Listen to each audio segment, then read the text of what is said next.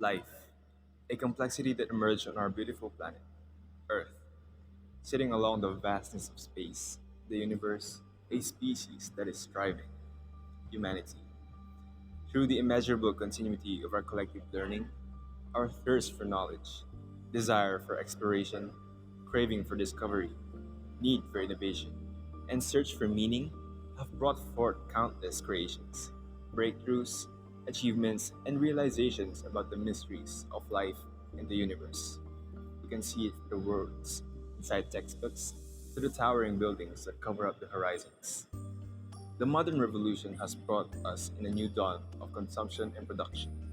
With the rise of industrialization and globalization, modern human processes and activities in the world economy have improved drastically. Yet, as we recognize the amazing things that humanity has achieved, we also need to realize the costs that come with it. Environmental degradation, global warming, and depletion of resources are some of the consequences of these human activities. This is an example of our planet's finiteness and how humanity fits into the picture. While we are continuously discovering, producing, creating, and coming up with things, we are also running out of them. Eventually, we will. It's bound to happen. But what if that's not the only thing that we are running out of? Aside from resources, what if we are running out even in our very own human concepts?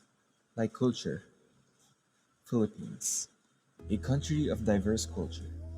Due to the history of colonization and its geographic composition as an archipelago, it consists of many different cultures coming from more than 7,000 islands of its own, with 65 cultural minorities and around 185 ethno-linguistic groups. The Filipino culture is abundant and diverse, yet has not one that ties it all into one whole Filipino culture. So rich, yet so undefined.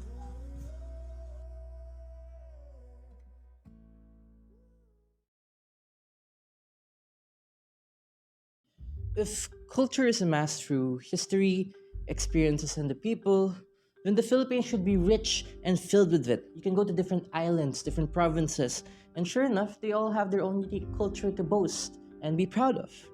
Compangans with their lanterns, their cuisine, the Ilacangs' colorful practices, and the Manileños with their urban lifestyle. But even in the multitude of cultures found in the Philippines, well, there isn't exactly a uniting factor.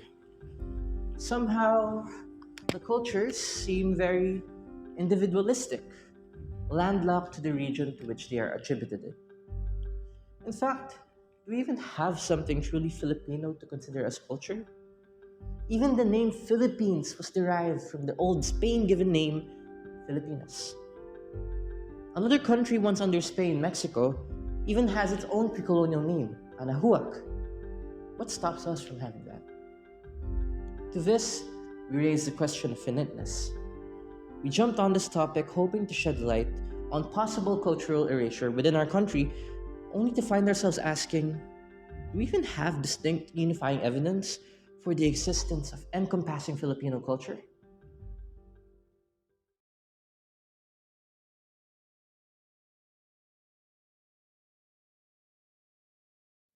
The Philippines is a melting pot of its diverse archipelagic culture. The country's history is generally divided into the pre colonial, colonial, and post colonial periods. Now, even before the colonial period, Philippine culture was already rich with its indigenous history. Filipino anthropologist F. Landajocano was hailed in Filipino history and prehistory, and he divided such into five different phases, three of which we will discuss. In the mythic phase, the creationist stories differed per tribe. The Iliguanis of the coast believed that man and woman emerged from a reed planted by the gods. The Tinguins of the mountains believed the same story but with alterations, giving meaning to the different social classes present as well. The emergent phase signified the interaction of different regional groups through seafaring, which ultimately led to foreign interaction. This phase of rampant intercultural relations led to the emergence of political fragmentation, with each tribal group maintaining their own sovereignty. This ultimately led to the development of the Baranganic phase. Not to be confused by the smallest socio-political unit as it is now, Jocano in 1998 actually states that barangays must not be limited to their size. In fact, If barangays then had distinct social stratifications, then they must have been affluent enough to supplant the different practices in that class. Hence, Jocano in 2003 attempted to classify, group, or categorize indigenous ethnic communities. This was done based on their socio-cultural integration and structural complexity, and it was concluded that there is one problem in Philippine ethnology. Each indigenous ethnic community had its own structure, cultural practices, and beliefs, ranging from mythology, religion, and art to beliefs in childbirth, marriage, and death. These similarities were present in different communities. In that scale of diversity, however, it was bound that they would still be different from one another. Fast forward to the colonial period, the Spanish regime forcibly Christianized the different tribes, steadily laying the groundwork for what would eventually be the Philippines. And in this pursuit, they colonized the country, taught us their language, overriding decades, if not centuries of culture inculcated individually. Further examples of this was the move to require Filipinos to pick Hispanicized surnames from the Catalogo Alfabetico de Apellidos. Counting the more than 300 years of colonization, the Filipinos had absorbed the most from the Spanish colonizers. From the Americans, language, education system reforms, infrastructure, and governmental prowess. Even if the Philippines was freed from Spanish oppression, they lacked a proper government, to which the Americans supplanted. Inculcating within us the English language, the American period of colonization further drove the Philippines to greater economic heights, at the cost of more erasure. It was during this period that Manuel Quezon's government attempted to nationalize something that was meant to be individualized anyway, the declaration of Tagalog as the basis of the national language during the ratification of the 1935 Constitution. The colonizers' influence made a great impact on the Philippines' cultural structure and is present to this day. One may argue that the experience is shared by the majority in the country and could tie the people together by something that is foreign. Even then, some parts of Mindanao were never really subjected to any type of colonization, as reported by the Filipinas Heritage Library in 2018. But how did these last all the way into the contemporary period? As a country known for its hospitality, the people have always been welcoming towards foreign cultures and their people. Another problem that stems from this is the colonial mentality, when people consume and hail foreign cultures and concepts as better. If that's the case, is this what would tie all our cultures together? Something foreign? Therefore, can we truly call it Filipino if it is a unifying factor in our diverse archipelagic culture? Globalization plays a big part in the modern revolution, and is one of the most important concepts in the thresholds of big history. Right after the establishment and fostering of agriculture, social relations and trade of early communities were extended and connected with each other. Among its many definitions, globalization generally describes the interconnectedness of people from different communities in their trade, political, and cultural lives, including the processes to achieve it. On the other hand, globality describes the social condition that outlines the interrelations of the economical, political, cultural, and environmental dimensions. In this case, we are focusing on the cultural. In the modern world, globalization is majorly influenced by communication technology.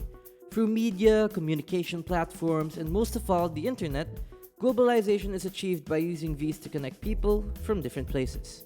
Taking into account the Philippines' history with colonization, we can agree that this was a form of globalization, an aggressive and coercive one.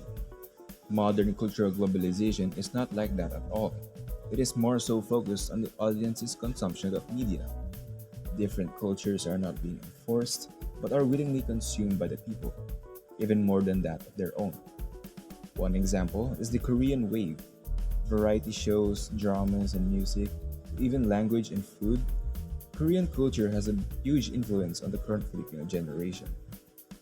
While cultural globalization offers diversity through exposure and exchanges between different cultures, a contradictory argument stated by Steger in 2017 is that it may make the world more alike rather than more diverse. The global culture is evidently more homogenized, where Western culture is more dominant. In the context of Philippine culture, where the foreign is consumed more, what happens to our culture? The evolution of a place's culture is influenced by other cultures too, but is our melting pot being too overpowered? By the foreign variables, we recognize the presence of the global culture, which is dominantly westernized. But if that is what ties our Filipino people's culture, will it even be Filipino? To that end, we are indeed a confused nation. So, what now? We've tackled a lot of famously Filipino cultures, but were actually just modified traditions of our past colonizers. When the need for something encompassing arose, there were instances in the colonial and contemporary period where an attempt was made for something to be nationalized, the most famous example being the Filipino language. The pushback from the different Filipino groups, however, was widespread due to the threat of cultural erasure. Even the term Filipinos and the name of the country Filipinas or Philippines came due to Spanish and American occupation. The pre-colonial name of the Philippines was widely debated. Maharlika was a suggested name, rejected due to its Sanskrit nature. Maynilad was also considered, but rejected due to its status as a plant found among the Tagalogs, a move widely contested by other ethnic groups. This made us wonder, what then is Filipino culture? Due to the multicultural nature of the Philippines, do we really have a national identity? In our previous discussions, yes, we may have something to tie them in. The different cultural practices imparted to us by years of colonization and globalization. However, would this be truly Filipino? Would the other cultures accept such as the Filipino culture? If we claim this as the basis for a national identity, then it admittedly comes at the cost of cultural erasure. Maybe we can find something rooted in our values. We have family centered social organizations, but we've previously established that this also extensively differs due to the different social stratifications present per region. Maybe we can claim our folk rooted religionism as being inherently Filipino. Proof of this lies in our unusual worship of saints and integration of folk processes into what we call Christian dogma, the Mandarame in Pampanga, for example. This is again contradicted, however, by the existence of another dominant religion in Mindanao, Islam. Another promising trace of encompassing Filipino culture would be the practice of bayanihan, where people band together to move houses made of light material to new locations. This trace, however, lacks information and research into its existence during pre colonial times. If even specific value systems couldn't be traced to an encompassing belief for the Philippines, what now? Should we really consider that the root of all things Filipino starts at colonialism? All things considered, it seems as though that the term pre-colonial Philippines is paradoxical, due to the name and region being established only after the Spanish rule.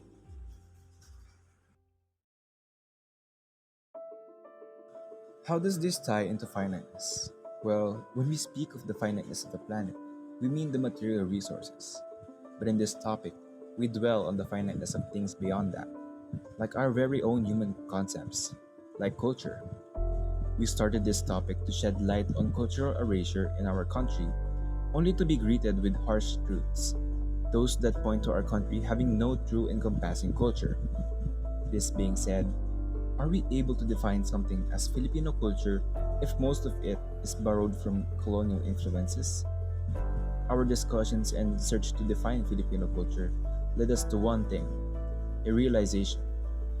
Filipino culture, our culture, is currently undefined and undefinable, as it comes to different implications such as the aforementioned erasure. Both of us on this project are still definitely proud to be Filipino. The questions and doubts now lie within the legitimacy of the origins of Filipino culture. We find ourselves asking questions with deeper implications. Where can we find distinct ties between the different Filipino subcultures? Or is it even right to call them as such, or a disrespect to their individual nature? Is it time to accept that the ties of Filipino culture are fruits of colonization? This opens up deeper discussions into the topic. Seeing as colonization and globalization wouldn't necessarily be neutralizing now, but defining factors to our culture. Without the external influences, the archipelagic state of the Philippines makes it hard to tie the different cultures together, hence the difficulty in defining anything nationalized. With that in mind, we call on other researchers, at heart, at profession, to continue the discourse and find something that respects our country's history and that of the individual cultures. something encompassing, something true to our roots. And to those beyond our country, we urge you to look back. You might just find a similar problem lying in the past.